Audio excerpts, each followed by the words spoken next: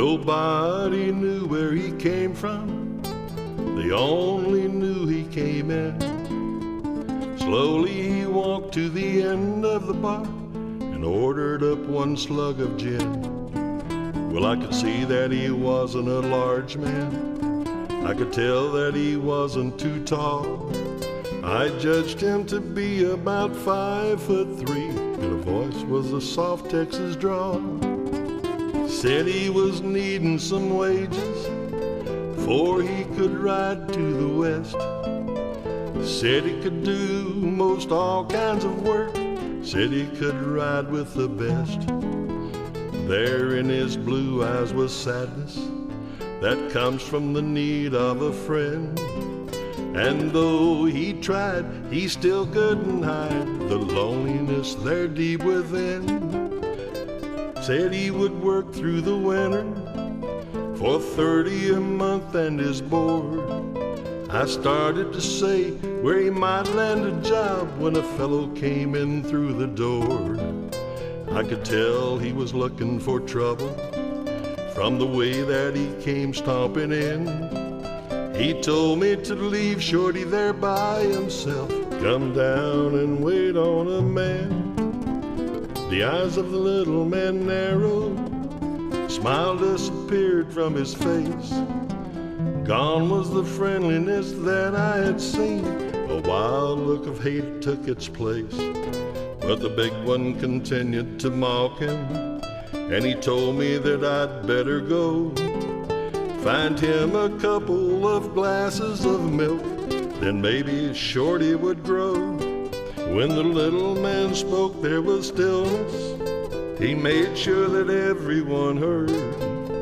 Slowly he stepped away from the bar, and I still remember those words. Oh, it's plain you're looking for trouble.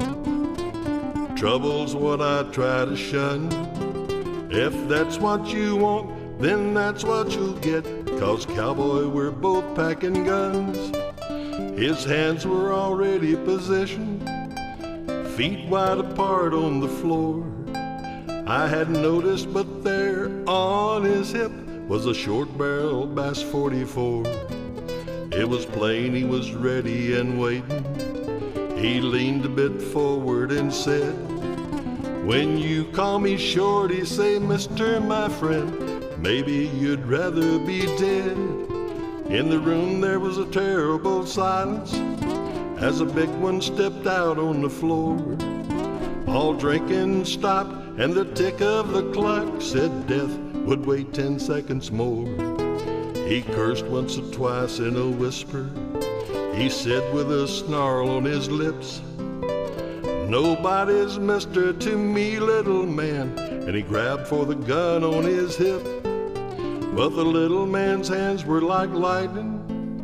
The Bass 44 was the same. The 44 spoke, it sent lead and smoke and 17 inches of flame. For the big one had never cleared leather, beaten before he could start. A little round hole had appeared on his shirt. The bullet went clean through his heart. The little man stood there a moment, then holstered the bad 44. It's always this way, so I never stayed. Slowly he walked out the door. Nobody knew where he came from. They won't forget he came by. They won't forget how a 44 gun one night made the difference in size. As for me, I remember the sadness shown in the eyes of the man. If we meet someday, you can bet I will say that it's me, Mr. Shorty, your friend.